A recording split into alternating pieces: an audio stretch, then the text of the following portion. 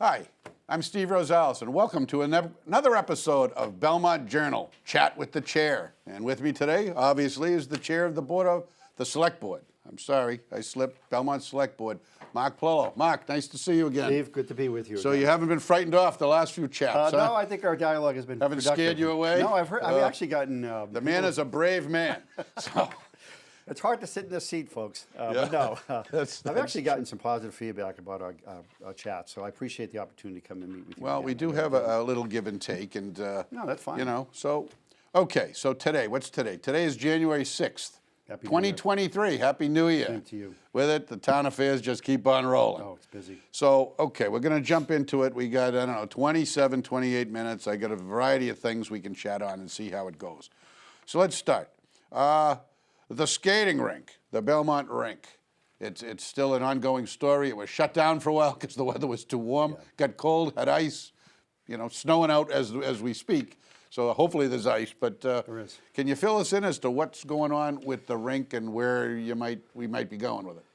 Okay, thank you for asking that question. I mean, as you know, I was a strong proponent of moving forward with the debt exclusion and the rink. Unfortunately, you know, it failed. Over 11,000 votes. You were there with me that night. There's 341 votes, I think, at the end. I think at right? the end of the whole thing. So think about it from that perspective, 200 votes going the other way and it passes. We know that there needed to be a rink there. It's well past its useful life. Frankly, the building likely needs to be condemned. What we're hearing now is one of the older condensers, they call it the condensers, is still leaking. What we managed to keep it running, and we hope to get through this season. Right now, we have ice. It's up and running. But what I'm hearing and what we're learning from Jay Marcotte and Frank Soleri, is it Frank Soleri that's down there, is that we'll get through this season.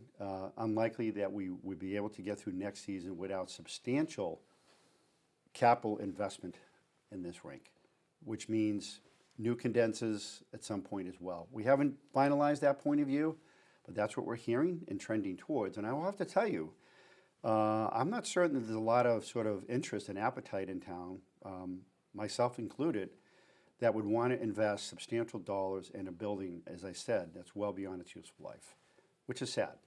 So what does that mean, the rink shutters? We'll see. We need to get through this season first. So I've been working with the building committee, meeting with them again. The building committee is still meeting. They're working on refinement of the cost. It's not going to be substantial in terms of their refinement, but they are sharpening their pencils. The fundraising group is still out there actively fundraising. And my hope is they're going to meet with us on Monday to give us an update. We'll get an update on the operations of the rink. And my hope is This that... coming Monday. What's that? This coming the 9th? Monday, the 9th. The 9th? My hope is the first Monday in February. Is that the 6th? I can't recall. The select board meeting. My intent is to have an agenda topic in which the members of the select board, after we've gotten this input on Monday and get further input in terms of the operations issues, makes a decision or discusses the opportunity to put a debt exclusion on the ballot again in April. I think we need to go back out. I think the vote was so close. I think the fact that the rink is failing impacts a substantial number of families in town, not only the hockey community, but the others that use the rink recreationally. And I think we owe it to Belmont to have a new rink. And if we don't put a debt exclusion on the ballot, I'm not certain when we do that and whether, in fact, the rink would continue to operate next year. We'll have to find that out. So I've been working on this at Matter. I think my colleagues understand that as well. I hope that they support the idea of putting a debt exclusion on the ballot in the spring. So that's kind of where we are, Steve. All right. Well, we'll see how that goes. I mean, I don't know. My impression is that, you know, have you gotten? Well, I did. I assume everybody else did. Recently got their tax bill. Yep. So you know that was an eye opener. It crossed a new threshold for me for my little 3-bedroom. You have a nice house. Yeah, I have a nice house. We all have nice houses, but you know it sits on 6,000 square feet in the Windbrook neighborhood. It's a 3-bedroom house. Yeah. You know, but it's crossed a new threshold. Yeah. What can I tell you? So, you know, to me, the rink is necessary, but it needs to be ungunked. You got to ungunk it up. That's not a very, you get the concept. Yeah. It's junked up and filled up with too many other people's wish list. They got to get back to, at least in this man's opinion, and probably the opinion of many others in town, we could do a rink as a rink. Rink, couple of locker rooms, a rink. not a solar farm, not this, not that, a rink. Skate, ice, work it 6 or 7 months, rent it out, make some money off it, let it try to run itself, and be done with it. I don't think it's anything beyond what you just stated, Steve. I mean, clearly. Well, they had No, well, there's 4 locker rooms, I think. I think if I recall the development design. I mean, the white field house needs to be condemned as well, right? I mean, we can no longer use that field house. It's not disability accessible. It needs to come down. And that was always the intent. It isn't down. It won't be part of the cost here. And so you need to replace those locker rooms. well, maybe you do, maybe you don't. I mean, they Well- said that about the police station. I'm not saying yes, Well, I'm not saying no. Where but are you going to have the sports teams dress? Well- They can't. There's no locker rooms in the high school. I get that part. Well, So you need that's to- the fault of the locker room. That's the So fault of this the is a locker skating room. rink. Well, This is a skating rink with 4 locker rooms and a concession stand, as I understand it. There's not a lot of bells and whistles there. I understand your point on the solar panels. We've been talking about that. There is a payback on that over time. We do save money. $100,000, a year on putting solar panels on that roof. I support that.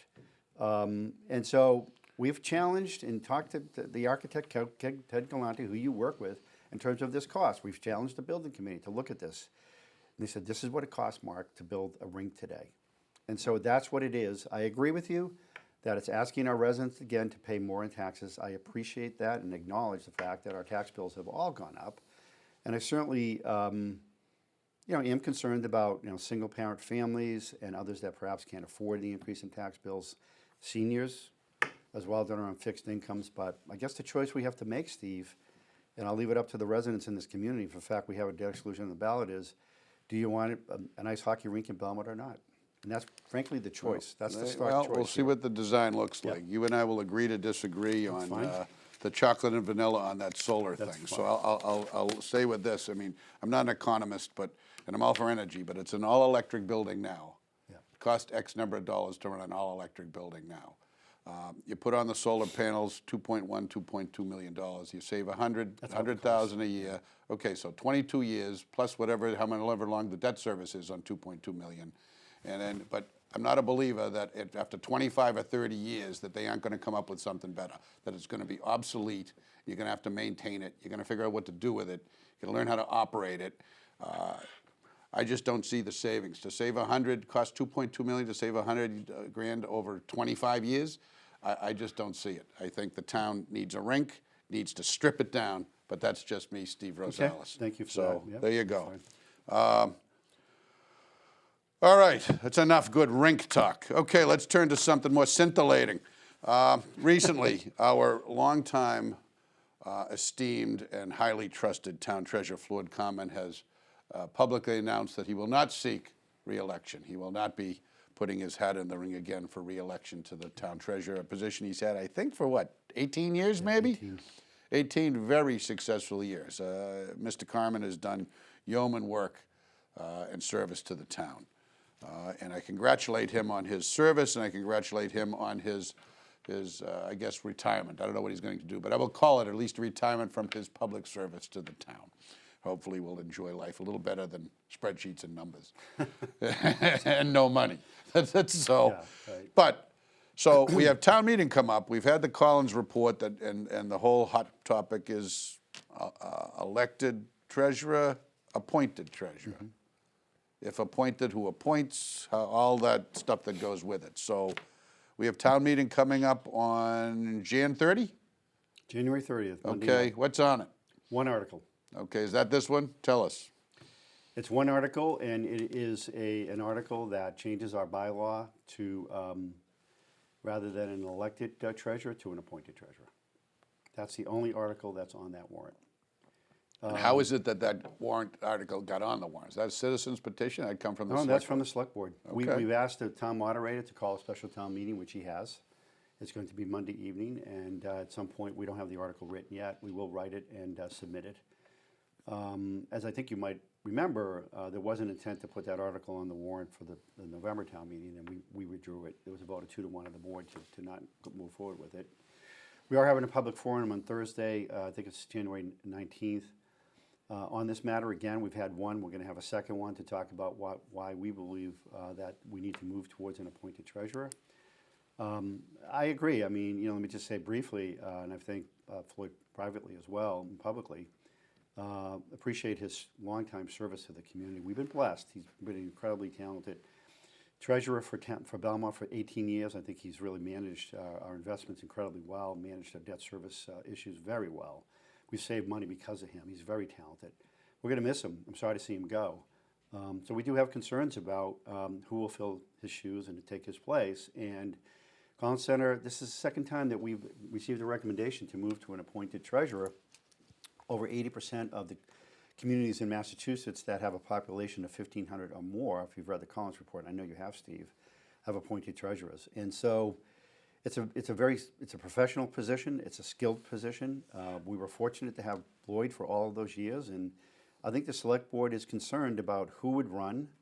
Would they have the same skill set and level of ability that he had, and fill a very important role for our community, which is why we're moving forward with this article. Now, just to remind everyone briefly, if I could, we'll have the public forum, then we'll have the town meeting. If town meeting defeats the article, we're done. This is how this works. It's a two-step process. Town meeting has to agree, majority, I think it's majority, maybe it's 2/3, I don't recall. I'm sorry, I don't know that, folks. We'll provide some clarity around that.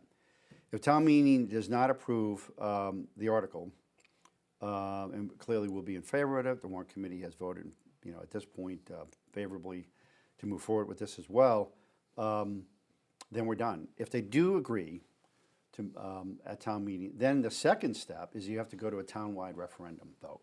So there'll be two bites at the apple, if you will. The first is get town meeting to approve, and then you got to go to a town-wide referendum. So, and if the town-wide referendum and the citizens of a community feel as though they want to continue to have an elected position, and that is defeated, then we have an elected position. And whomever may run will be the treasurer for the next 3 years. That's how it works. If the referendum is successful, town meeting approves the article, the referendum is successful, but someone still runs and is elected for treasurer, then they serve at the pleasure of the select board or the appointing authority. Right now it's the town administrator, until that point in time in which an appointment takes place. I don't know if that makes sense, but it's complicated. We've thought about this. We've asked town council about it, so that's the process. So we're standing behind it, Steve. I know there's a lot of concerns there's a lot of debate in the community about this matter, and perhaps you want to raise some of the issues that you've heard. But we've heard a lot about power grabs. We've heard a lot about why we're doing this. We're taking away the opportunity for our residents to elect a position. And we've heard Isn't that what it is, a power grab? And it's not a power grab. You're taking it away from the electorate. No, it's not a power grab. It's not creating You're concentrating power and authority within a select few, whether it be the select board as a board, Yep. or whether it be the town administrator, which is what I think the Collins administration That's says. correct. Well, the appointing authority today is town administrator, by yeah, the way. which reports to the select board. So That's it seems to be concentrating that entire function, that entire sphere and department into someone who is not elected, but rather appointed. We look at so this it's sort as- of an appointment upon an appointment. We look at this the same way as the town accountant. The select board appoints the town accountant. This is a professional position. We feel it's important for us to appoint that. The intent is not to grab power. The intent is to fill that role, which is a very critical and important role within our financial team, with someone that's qualified to do the job. 80% of the communities in Massachusetts have decided to do the same thing, and we feel very strongly about this. So I know folks say it's a power grab. I mean, I guess they can suggest that, but from my point of view, I'm not looking to grab any power. They do more than suggest. They've rejected it years ago. They 2005, did. they rejected it and remember rejected it handily, if my No, memory it was is not correct. handily. It was rejected in the referendum. I remember I was on the warrant committee at the time. The warrant committee did support it. That's when Floyd ran, remember? Floyd ran against, I forget who else he ran against. He was successful. It was defeated. And then we've been sitting here for 18 years being well served by Floyd. Okay. You are very. We'll have a lot of robust debate at the public forum. We'll have robust debate at town meeting. I know that there are different points of view. It sounds like you're on the elected side. Steve, Well, I'm still sitting, but I can't square this. I cannot reconcile this, and many can't, with the position, the contrary position taken by the select board, of which you were a member. I don't want to make this personal, but no, that's fine. The Not personal. select board was offering and advocating for an elected light board. Two of us were. It was an appointed light board, or at least the selectmen served as the light board and could serve it. When I sat on the board, back in the Ice Age, we were the light board. And I think it was the Ice Age. yeah, it's the first Ice Age. Yeah. But the board was, so then the board said, okay, we want to elect 5 people. So, the same argument. How do you know you have 5 people that know anything about electricity? How do you know you have anybody who's a selectman, select board member running that's qualified? How do you know any town meeting is qualified? You could make that argument about anybody. You're afraid, and it's speculation that non-qualified people might run for a town treasurer position. I mean, it's kind of insulting, quite frankly. You got different candidates, you got crazy candidates, but voters, depending on your viewpoint, they're not that dumb. They usually make a pretty good thing, but selectmen candidates, one could be crazy, one could be overqualified, one could have but they get elected, they run. So the proposition that nobody qualified would run, to me, doesn't hold water. Well, okay, understand the point. Let me tell you what I believe is the difference here. Agreed. I supported an elected light board. I served.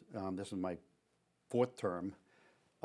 Frankly, don't really understand completely the issues within the light department, but we didn't need to because we had a general manager who is now Craig Spinelli that ran the day-to-day operations of the light department. He ran it. The general manager was Chris Roy before him. And they run it. So the difference here is that the treasurer runs that department. So an elected treasurer that perhaps may not be qualified, and maybe there are folks out there that have an interest that are qualified, and that would be good, right? If it turns to an appointed position, it's something to think about. The treasurer runs the day-to-day operations of the department. And the general manager runs the day-to-day operations of the light department. The elected light board oversees that. That's the difference. You have someone that has the professional ability and skill to run the day-to-day operations of the department. No different than you have a town administrator, whomever that might be, that runs the day-to-day operations of the town. No different than you have a superintendent that runs the day-to-day operations of the school department. You have an elected school committee, you have an elected select board that then hires a town administrator to run the day-to-day operations. This is different, Steve. This is different. You have someone that is elected that runs that department. Now, again, we've been fortunate to have Floyd in that role because he's incredibly talented and skilled. Whether that's the case going forward, unclear. We're worried about that. We're worried about that. That's the difference. I don't know if that makes sense to you. And whoever is appointed in any position is beholden to the appointing authority. Well, clearly, Steve, but There's do you certainly think that the influence in select board, even if it's the town administrator's authority, it wouldn't be something that I believe the town administrator would not move forward without consultation with the board. We appoint the town accountant, we appoint the police chief, we appoint the fire chief, we appoint... The accountant is the accountant. It's a number. Well, that's a very important... I don't know, but Steve, it's... It's perhaps the treasurer is a higher level, more important position. I agree with you there, but the town accountant is really important as well. Someone that puts together our financial statements and all of that other things. I don't believe that we would move forward with, if we are successful on this, with an appointment of someone that isn't qualified. Why would we do that? Not this board. I certainly wouldn't do that. You know, I don't think my colleagues would do that as well. We'll see who's on the board in April, but you know, now that Adam's leaving, I get it. I think this is an important issue for our town, and I know we're going to debate it. Chocolate and vanilla, I guess that's it. I mean, I've read this Collins report, and I don't know. I appreciate you reading it. It's actually I've read very it, well-written report. and I can't. I keep coming. Said it before. I see no reason to adopt it. What's missing in the Collins report, at least to me, is, okay, if we do all these recommendations, or if we adopt X, Y, Z as recommended, whether they be all of them en masse or in piecemeal or certain pieces, what does that do to our bottom line? Will we save money? Will the town save money by doing this? And it's not answered. I see no financial reason. What I see is, okay, we have other people do it, so it's okay. Well, you know, Belmont's still AAA. People are still crawling over each other to get into the town. Yeah, they are. So, you know, it's not that god awful. We have all these things, you know, we have no money, we have this, we have a rink, I get all those are the same in any town, different issue. We're no different than any other town. We're never going to be Cambridge with the money. We're never going to be Waltham with the office parks. We're not even going to be Watertown. Right.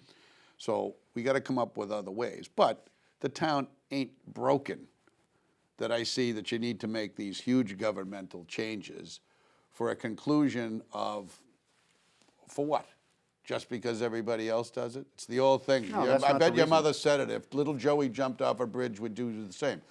It's not the reason, Steve. It's not the reason. Listen. Well, that's what they said. They said it's the best practice, and the isn't- state says to do this, it's and we're not the only broken. town that does this. Well, let me So, just comment here. Then It's- we'll move on. Yeah, but, it's not broken because we've been well served by Floyd Carmen. And we were well served by Ernest Fay before and that. in terms, And Pastor, where have we okay. not been well served by any of the string of the treasures in my knowledge? Agreed. And so the concern is that will we continue to be served in that way? And there is a bottom line impact. His ability to have managed our investments as effectively Show as me. he managed. Show me. Steve, listen, and his ability to issue what all the debt exclusions we have, debt in the right way. He does it in a very it's sort of an art to it, actually, in terms of how he moves forward. In fact, it's very different how he moves forward on debt exclusions and floating of debt than prior treasurers. I'm not going to get into that too much, but he's saved money because of that. And it's really saves money when we're AAA rated bond, two rating agencies, Moody's and S&P, we have a AAA rating because of him, primarily because of him. Will we have the same kind of service from someone that is elected? If this referendum is defeated, my hope is that we will. We are concerned that we won't. And that's why we want to move to an appointed. We want to be able to control, to some extent, who is in that position, which is really important for the town. And we'll have a chance to really debate it. I know it's a hotly contested issue, and as one of my colleagues said on the board, if it's defeated, it's defeated. All right. And we'll move forward. There'll be an additional scintillating chat at a future date on this. Stay tuned. Yeah, I look forward to it. The Well, debate continues. Come to the forum on the 19th. The forum, where is it? Well, it's going to be virtual. Ugh. And yeah, I know. Come on, don't be wimpy. Well, town meeting is also going to be virtual. And so, but I mean, I'm sure there's going to be a long line of individuals at town meeting that's going to want to speak. Look, you and I have talked about this. I think my hope is that we're back together physically in the spring. I think we will be. All right, moving on from scintillating treasurer talk to scintillating budget talk.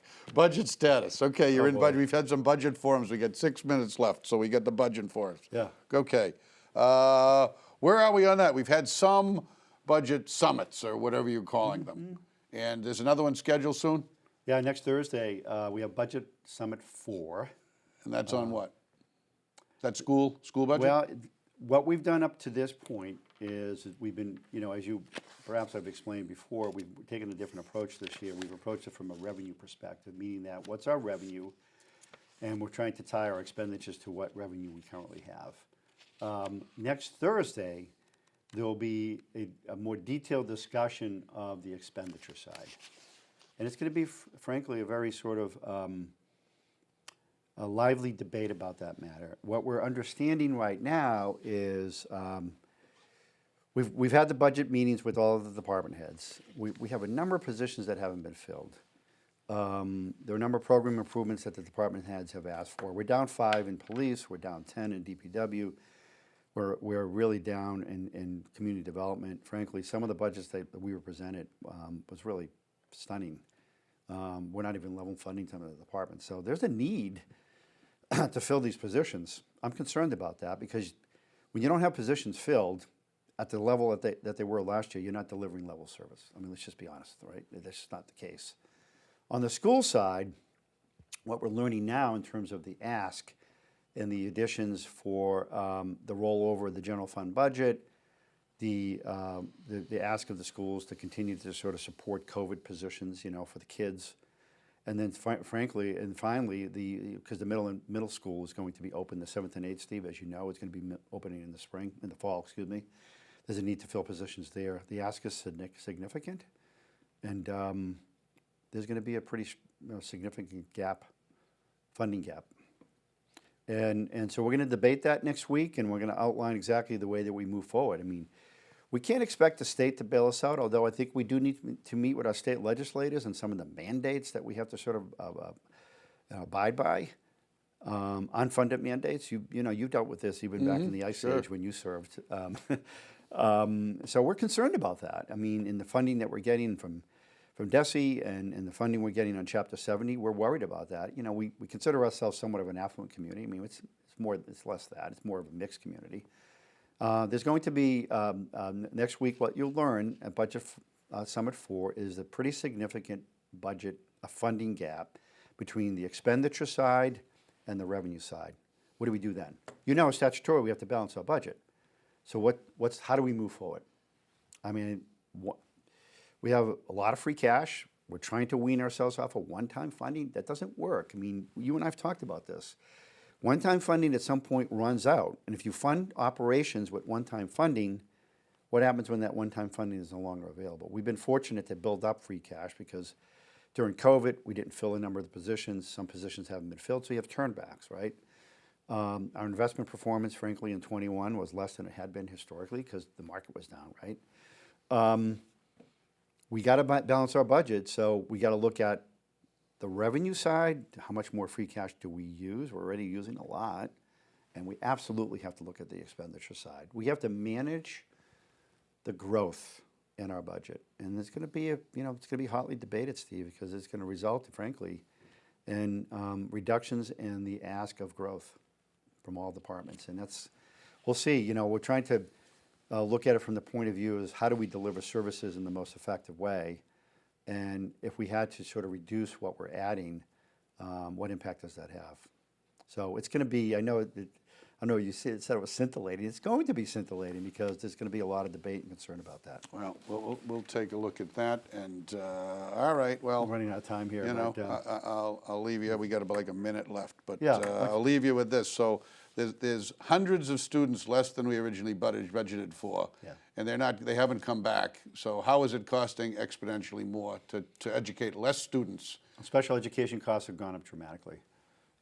English language learners have gone up dramatically as well. I don't think it's enough to balance off 500 students. We're going to look at that real closely, and the warrant committee, the subcommittee is going to look at that as well. And I know we wanted to talk about Belmont Hill development, but we don't. Yeah, we got 30 seconds to go, so perhaps we'll know more about the Belmont Hill. So quickly, where are we on that? Belmont Hill is buying things and is making a proposal. I know, and there were we got tons of emails on this, and there's a lot of concerns from residents. We share those concerns.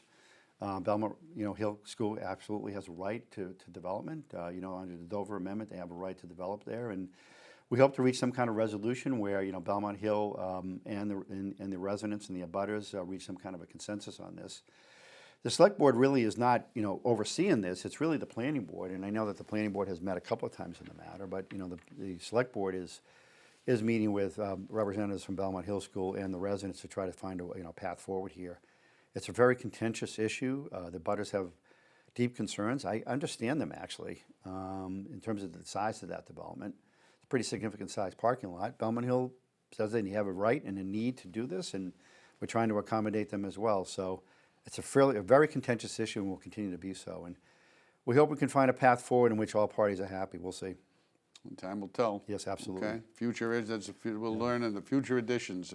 Assuming you I'll come back. I have enough coverage to come on back. I enjoy our chats. I wouldn't call you a pussycat, but no, I enjoy. All right, I have so much more here, but we'll see all this. I'll have to save all this stuff. We'll save the Concord Avenue striping for another day. Okay, yeah. Let's put that on next time I come back. Let's start off with that. I'll look forward to that discussion. All right, excellent. All right, well, there you have it. Another scintillating chat with the chair, Mark Paolillo. This is Belmont Journal. For our Crackerjack staff, Matt in the back, and our producer, Joanne Zuvlis, and myself, I'm Steve Rosales. Until next time, take care.